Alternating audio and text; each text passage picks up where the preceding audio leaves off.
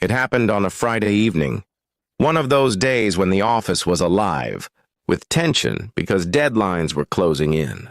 I had stayed late as usual, trying to finish reports from my boss, Mr. Harris. What I didn't know was that my personal life was about to be ripped apart right in front of me, and the man responsible wasn't just any stranger, it was my boss himself. As I walked into the main hall to hand him the last file, I noticed my wife sitting in his office. My heart skipped a beat because she wasn't supposed to be there.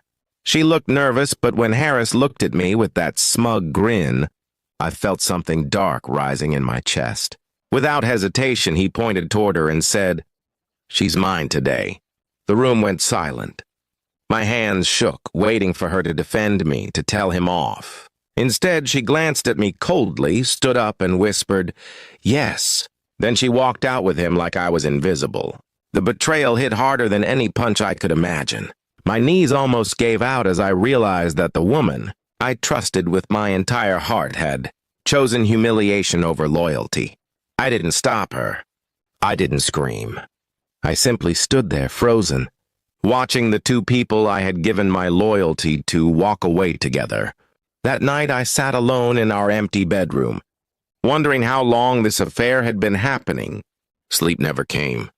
Instead, anger built inside me like a storm I couldn't control.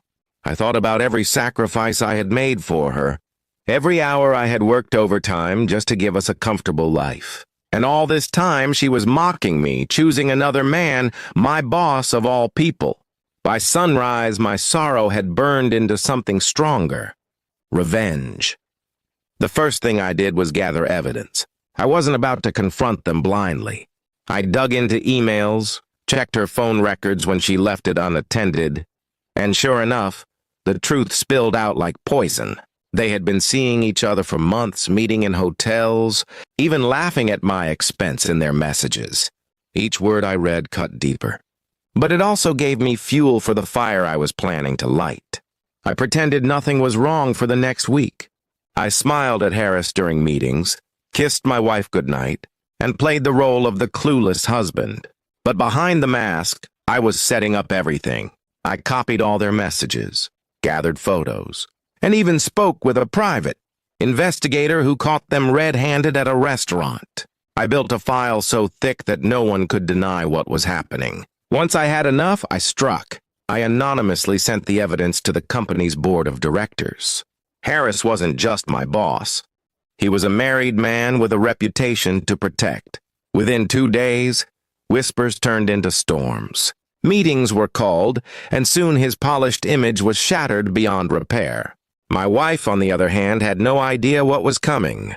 I waited until the night after Harris was suspended to confront her. She walked into the house, already angry because her lover was in trouble, and she tried to pick a fight with me. That was when I dropped the folder of printed messages on the table. Her face drained of color. For once, she had no words, no excuses, only silence. I told her I was done. No shouting, no begging, just finality. I informed her that divorce papers were all ready, being prepared, and that she could leave. Tonight or tomorrow. But she wouldn't stay another day under my roof. She tried to cry, to play the victim. But I had already buried every feeling I had for her. The divorce moved quickly because I had everything documented. She left with shame, while I kept the house and my dignity. Harris lost his position and his marriage. Once his wife received the same evidence I had collected. Two people who thought they could crush me ended up crushed themselves. For the first time in months, I felt peace. The silence in the house wasn't loneliness anymore. It was freedom. I wasn't tied down to betrayal or lies. I was rebuilding myself step by step, with no one's shadow hovering over me. Sometimes at night, I wonder if she regrets it. If Harris regrets ever thinking he could humiliate me in front of my own wife. But I don't dwell on it. Their downfall was their own choice. Mine was survival. And in the end, I learned that the best revenge isn't rage or violence. It's showing them that I can live better, stronger, and happier without them. They lost everything, but I gained my freedom. That was all I ever needed.